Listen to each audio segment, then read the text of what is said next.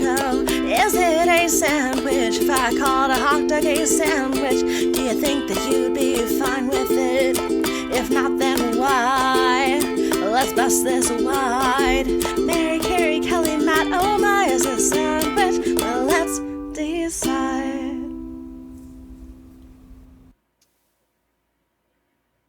It's the look that you get. It's rhythm in your step. Cause it's cool and it's wonderful and it's lemon and it's lime. 7-Up. It's an up thing, an order up thing. Matt, brilliant again. Another brilliant intro to the Order Up podcast. Friends listening at home or wherever you may be, I'm your friend Kelly. I'm joined today by Matt and Mary. Carrie is in the field doing a Coke versus Pepsi taste test at whatever campsite she is at right now. But I've got to ask for the group here. It's episode 3. We haven't touched on this yet. What was your first soda or pop? Was it Coke or was it Pepsi? Matt, Mary, do you remember? I mean, my first cola and my lifelong addiction was Coca-Cola. But I think before that, my mother told me my godmother would bring me grape soda in a bottle to shut me up when I was a toddler, so they could have girl time. So technically, it's probably like grape C plus or something like that. I love that girl time. Yeah, and that led to a lifelong struggle with soda addiction. Fair enough. What about you, Mary? Well, I spent summers up in Portland, Maine. And so my first soda was Moxie. Have you guys ever had Moxie? No. It tastes like carburetor fluid. It's very bitter. It's awful. And we would have that with Delts, which are like seaweed chips before they were hip and happening, and an Italian sandwich from Amato's. That was so my first taste of soda was Moxie. And it's no bueno. But it's kind of like Tab, even worse. It's like Tab worse. But wow. But you'd think that would be, not make me a soda person. But I would say my first sort of like, oh, I get why people like soda probably was Orange Crush. All right. I love that. Moxie. I'm going to have to look up Moxie. I think for me, it might have been a beverage called Orangina. Yeah. I don't know if they've got this in the States. Mary just nodded. Okay, you do. Yeah. Orangina, I think, was my first one. It came in this really cool little bottle. And I remember just being a kid in Montreal, just being absolutely obsessed with that. And I'd say second place may go to cream soda, the pink cream soda. Yeah. I think that was mine. Also, Matt, definite. I used to go to bed not with a glass of water as a kid, but with a glass of like something sugary like Coke or Pepsi. Yeah, it's no wonder we never slept as children. We're like hopped up on sugar and caffeine. Anyhow, friends, as we do on the show, we start off each episode, of course, with a bit of banter, but also with the poppiest of pop facts. Matt, what do you have for us for episode 3? I have to say, I have to start doing research for this. Really made me feel for our American friends, Mary, my deepest condolences. We all remember McDonald's Orangeade, right? Yes. So Canada was actually able to hold on to that grade school pizza day tradition until 2009. We were able to keep it going until 2009. That's when they finally cut it out and discontinued it. I did not realize this, but it was discontinued in the 1970s in the U.S. to be replaced by High C Orange Lava Burst. That is a crime. I know, just that Ray Kroc. He's a croc of something.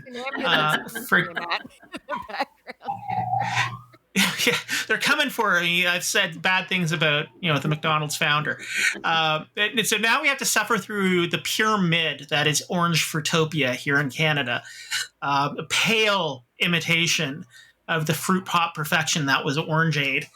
Um, now, but so McDonald's is also known for having very well formulated Coke products. Um, let's give this a second. Living downtown. Okay. So when you say Coca-Cola, we can all immediately conjure up the image of the bottle in our head, right? It's that sexy, curvy, vintage bottle. But it's not the only one with a trademark bottle. Another one is Sprite. It has dimpled bottles and has had dimples on its bottles since its earliest incarnation. The dimples are to represent the carbonation of the fizzy drinks. So it's kind of neat. Really? Yeah. That's cool. I kind of dig that. I do enjoy those little, like the bottles with a bit of like texture Yeah. to them, rather. They always feel really good in the hand. But to go back to what I call orange drink, my beloved orange drink. That was my favorite day when there was a school fair and there was just nondescript orange drink. Yeah. Mandy, you're looking at me with like, I've got something. Or do you have some orange aid or orange drink memories? Well, listen, when we at McDonald's, I remember it. That orange aid drink was cheaper than the orange juice. So my mother would get us the orange aid with breakfast, going, it's good enough. It's good enough, kids. You can have it. It's not bad enough the sugar you get from orange juice. Let's up the ante and give orange pop for breakfast.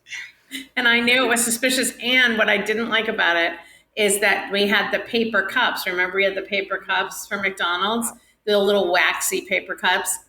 It didn't happen with soda, but it definitely happened with the orangeade. It ended up making the cup very flimsy. So Yes. not only did I not get orange juice, but I had a flimsy cup that I had to make sure I didn't spill in my mother's, car in her whatever Volkswagen, green Volkswagen. So yeah, I felt tricked for sure. I have to say, I had no idea you could order that off the menu. I thought it was just a school fair special occasion. Yeah. I guess every school is like, where's the thing we can get the cheapest like giant container of beverage for all of the children on hot dog day. Like, oh, okay, all right, bring out a vat of boiled hot dogs, some buns, and a huge igloo container of McDonald's orange drink. Oh, this brings back some like pretty sweet, definitely sweet memories. But I think we're all sugared up and we're ready to go. This is episode 3 of Order Up. And Kelly, who is our guest today? Our guest today, we have a true artist in the house. I mean, we've had artists of all kinds of varieties and mediums, comedic or in the kitchen. But today we are going to a guest who has been a painter professionally for about 2 decades. Her work has been exhibited at the Artist Project in Toronto, the Toronto Outdoor Show, the Toronto Outdoor Art Fair, One of a Kind Show, Art Expo in New York, Toronto Art Expo. Her work hangs in numerous private, myself included, I am a fan, and corporate collections all over North America. And her paintings have been seen in Canadian House and Home, Chatelaine magazines, and on shows like Property Brothers. Please welcome the brilliant, my friend, I'm so lucky to call her a friend, Rita Vindedzis. Hey, Rita. Hi, guys. How's it going? Okay, very well. Thank you for those kind words. Oh, you're so welcome. Thank you for your art. The listeners at home don't know that I'm presently sitting in front of one of your pieces, but it's all over my home. I'm so glad you are here today. I've got to ask: is there Is there a beverage of choice that you go to when you're painting? When I'm painting, it's got to be green tea, Ah, hot or iced. I can go either way, but yeah, usually green tea. amazing. I like green Yeah. tea. I drank green tea long before I became a coffee drinker, which we will get to in a second. Because, of course, on this season of Order Up, we are diving into beverages as our topic of choice. So, Rita, are you Mhm. ready for 5 mildly difficult questions? I am so ready. Excellent. All right. Question number 1. What was your favorite beverage as a kid? I'm gonna have to say it was grape crush. Nice. Nice. Yep, I like that sweet stuff. Just can't go wrong. Get that sugar in the veins. And it was purple. It was my favorite color, purple. Amazing. Purple's my favorite color too, and I have to wonder, is it because of the Grape Crush I as a think little kid? I think Yeah. so, definitely. When was the last time you had a grape crush, Rita? Oh, geez. I don't know, it's like 40 years maybe. I don't like it anymore. What about you, Matt? When did you last have a grape crush? Oh, I don't even know. Maybe 20, 30 years ago. It's when I moved on to the hard stuff, the Coca-Cola, there was no going back. I love it. All right. Question number 2. What is a drink that reminds you of your parents? Well, actually, it is a soda-based drink. My parents are of Hungarian descent, and in Hungary, they drank something called malna syrup, which is like a really concentrated raspberry syrup, and they would mix it with just club soda. So I had that a lot as a kid. When I wasn't drinking the Grape Crush, I was drinking that. Amazing. Yeah. Nice. Was it sweet like I would think of like an ice wine to be? It was more. It was very sweet, but it wasn't. It didn't have like a winey taste. It was just. It Okay. was like raspberry candies. Oh, nice. Yeah. Nice. Mary, as our American representative, do you know what ice wine is, or is that a Canadian thing? I know what clear Canadian is, whatever that stuff that you guys had. But is this like alcohol? Yeah, it's like a very sweet, syrupy, boozy, good for dessert, I think. No, yeah, no. The closest thing maybe is passion. There was this stuff that we drank in college called like why purple passion. Speaking of purple passion, and it tasted like grape soda, but then you got that awful aftertaste of alcohol. But it was cheap, and they weren't carding at some of the bodegas that we went to, so we got purple passion. So maybe that's it. Yours, of course, Canadian sounds more fancy. Iced wine versus purple passion. Well, I mean, ice wine it's a fancy wine because you can only make it after the first frost. I think that's when the first Yeah. frost hits the grapes, and that does something to the sugars, and then they harvest the grapes. I don't even drink wine. Why do I know this nonsense? Well, and purple passion, I don't think had any wine in it. I think purple passion probably was grape soda with some horrible alcohol derivative. I don't know. No. Your answer to your question is no. We do not have ice wine in the States. That's fair. All right, we're getting back. We're getting back on track. All right, question number 3, Rita. Would you say you are coffee, tea, or neither? Can I say both? Of course. I need Of one good course. coffee in the morning, and then for the rest of the day, I'm going with a tea. Nice. Now, how do you take your coffee? Just with a little milk. Excellent. I like Yeah. that. Do you have an espresso machine in the studio, or do you go around the block to get out of the house before you start painting? I have an espresso right in my kitchen, Nice. so easy to make. Exactly. I love it. All right. Question number 4. We've noticed a bit of a difference between countries. One will say one word more than the other. But do you say soda pop or soda pop? You're asking me? Yeah. Okay, I just say soda. I don't even say the pop.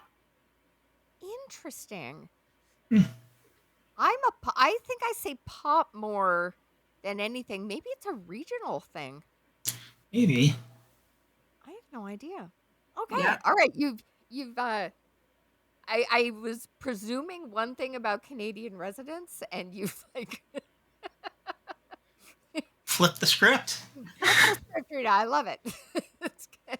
Well, maybe it's because I'm a little older than you guys, Kelly, but I think it's typical Canadian to say go for a soda. Like I'm giving a shout out to Kim Mitchell right now, but let's go for a soda. You were indeed the Canadian song classic, which I think has been the first mention of that song so far in this season. So I Yes. appreciate that. But Mitchell did not think may as well go for a pop. Yeah. Mary's looking at me. Mary, do you know this song, or am I gonna have to send this to you after? You're gonna have to send it to me after. All right. Oh, in the music video, thing of 80s art. It is so badly beautiful. It's so terrible. If it's anything like Pepsi Man, let's just. It's classier than Pepsi Man. Let's put it. It's classier than Pepsi Man. Listeners, Mary's dropping a little goose egg to our last episode of the season, so keep that Oh, in sorry. mind. Remember Pepsi Man for later in the year. Remember for later in the year. All right. Rita, our final question of the 5 questions. What would you say? And you can go with like a childhood fave or maybe something you drink now, but what is your favorite soda and why?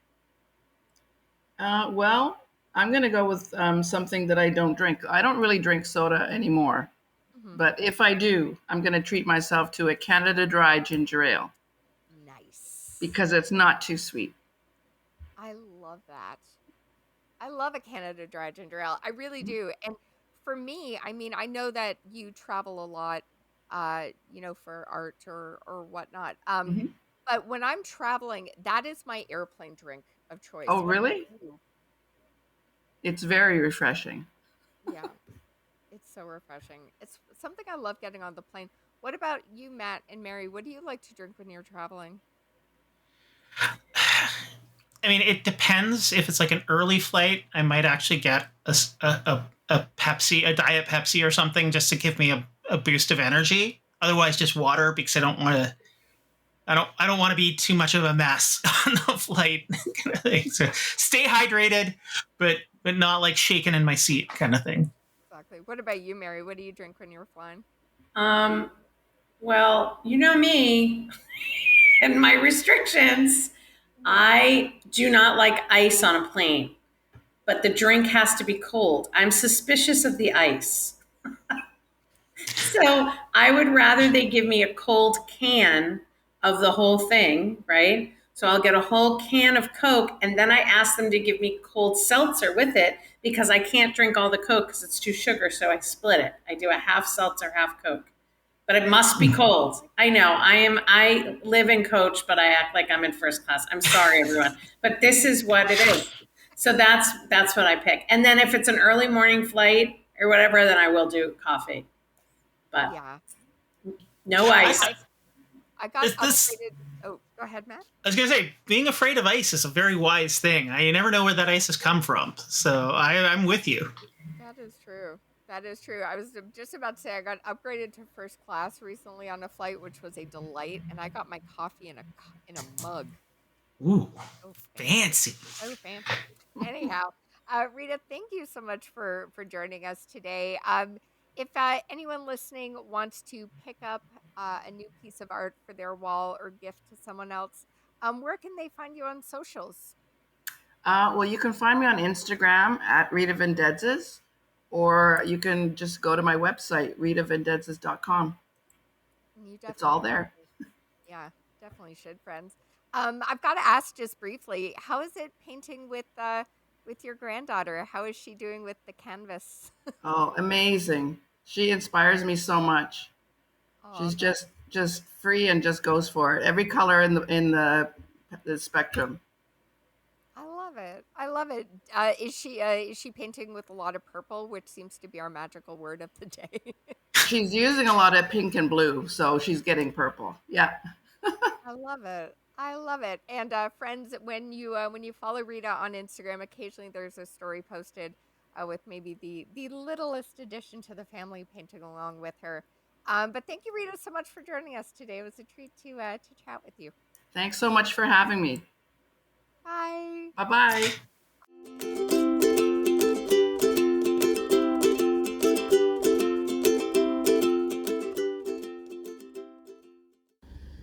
All right, we're doing another person on the street interview. Hi, what is your name? Hi, my name is H.E. Casson. Hey, H.E. So the question we are asking is, do you say soda or pop? I say soda pop. I love that. And what is your favorite soda pop? Root beer by Zevia. Ooh, specific. I like it. And do you put ice in your root beer by Zevia? No, and I like it room temperature. Amazing. Thanks so much. Okay. Order Up is hosted and produced by Matt Ardill, Mary Kennedy, Larry Hain, Kelly Zemeckis. and original music is by Rebecca McDonald.